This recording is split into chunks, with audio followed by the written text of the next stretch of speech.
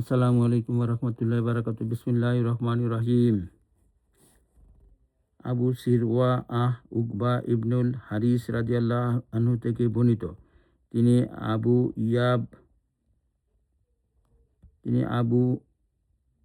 ইহাব ইবনে আজিজের কন্যাকে বিবাহ করেন।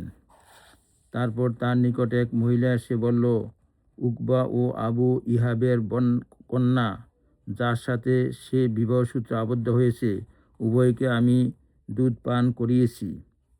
উকবা রাদিয়াল্লাহু আনহু বলেন, আমার তো জানা নাই যে আপনি আমাকে দুধ পান করিয়েছেন এবং আপনিও তা আমাকে জানাননি।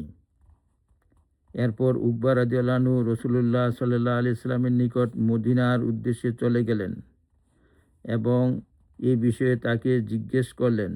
রাসূলুল্লাহ সাল্লাল্লাহু আলাইহি সাল্লাম বলেন, তাহলে তুমি কিভাবে তাকে নিজের বিবাহে রাখবে, অথচ বলা হয়েছে যে সে তোমার দুধ বোন? তখন উকবা রাদিয়াল্লাহু আনহু তাকে পৃথক করে দিলেন। সে মহিলা পরে আরেকজনের সাথে বিবাহ বন্ধনে আবদ্ধ হয়। বুখারী। বিসমিল্লাহির রহমানির রহিম।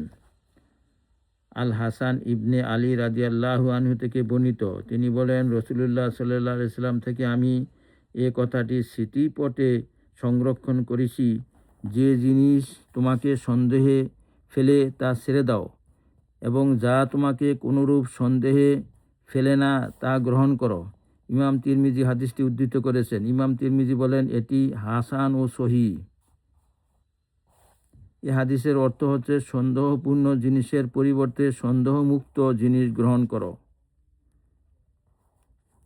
ইয়া আল্লাহ, আমাদেরকে এই হাদিসসমূহের উপর আমল করার তৌফিক দান করুন।